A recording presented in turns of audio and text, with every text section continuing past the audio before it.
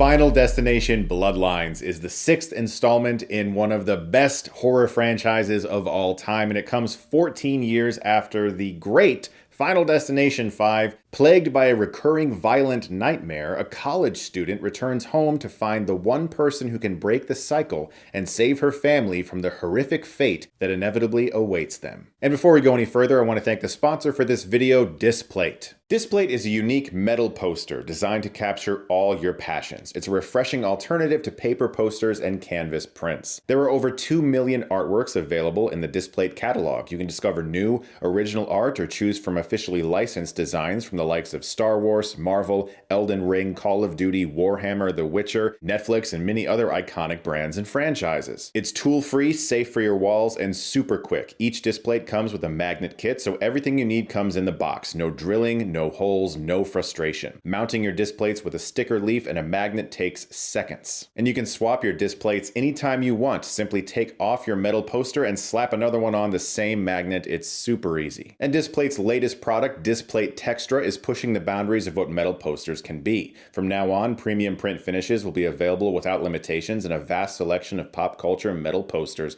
called Displate Textra. A smart and personalized usage of the following effects achieves this premium and unique look: tactile textures, 3D contours, and selective matte and gloss effects. Displate is turning 12, and we are all invited to the party. You can celebrate 12 years of these sleek metal posters with the biggest sale this year. Shop millions of designs and enjoy birthday surprises with every order, including a set of stickers and a gift card. On top of that, you can use my code Stuckmann or click the link in the description to get the biggest discount this year. So happy birthday, Displate. Thank you so much to them for sponsoring this video. Definitely check out that link in the description below. So the Final Destination franchise is maybe my favorite horror franchise of all time. And I say that knowing that there are other movies and other horror franchises that I like more than any Final Destination movie. Carpenter's Halloween, for instance, being one of them. But Scream and Final Destination are, for me, the two most consistent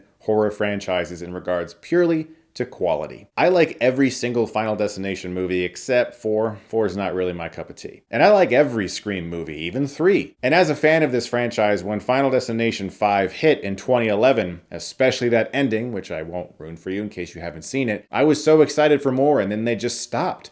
And it was kind of bittersweet, to be honest. I felt like, oh, okay, well, you know, they're going to end on a really high note. That's interesting and rare for a studio to just be like, hey, we did a pretty good one. Let's just stop. That's not usually how they do it. And technically they didn't, because 14 years later, we've got a 6th one. But it did take them a long time, and Bloodlines is awesome. I loved this movie. I loved watching it. I felt like I was a kid watching this in the theater.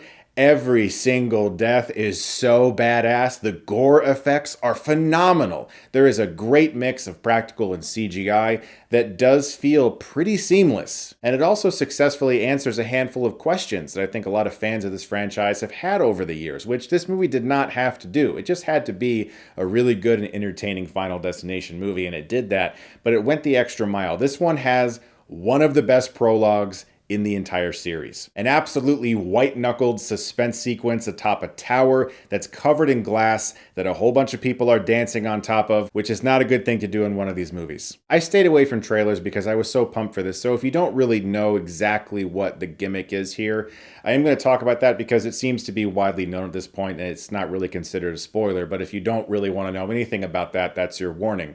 The idea here is that it's not just about a random person who has a premonition and then saves all of their friends, and then death follows them and takes them out one by one. This is more of a familial story in that you have a long bloodline, in the case of the title, of people who are all impacted by one person's decision many decades ago. This creates some very unique situations, as well as some new things that we've never seen in a Final Destination movie before. Some of the best Final Destination movies have done a pretty good job of actually creating a good sense of drama around the characters, especially the first one. Devon Sawa and his premonition and how everyone thinks he's crazy, and then everyone thinks he's dangerous and people are scared of him, and the way his life crumbles as a result, not just because he's afraid of death coming after him, but because everybody looks at him like it's his fault. These movies have a good track record for actually presenting good characters as well. They're not just throwaway random people.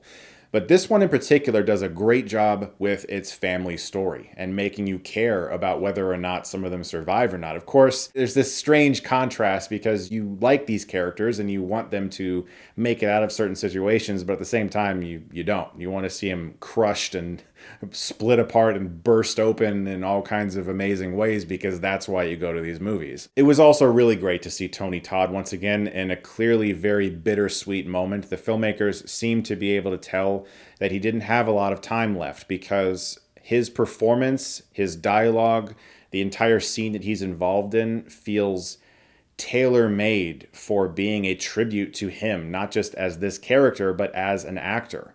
And it was really beautiful to see. I also got to say, they put real money on the screen, Warner Brothers and New Line Cinema. This looked like a real movie, if you know what I mean.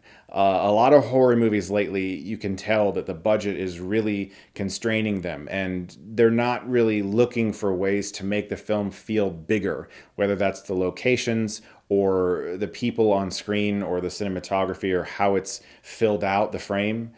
It just feels like a lot of horror movies lately have cheapened things a bit. And it's not the filmmakers really, it's just the people giving them money, the studios, or, they're not giving them enough time or money. But in the case of this movie, this felt like it could have come out in the 2000s when this series was in its heyday.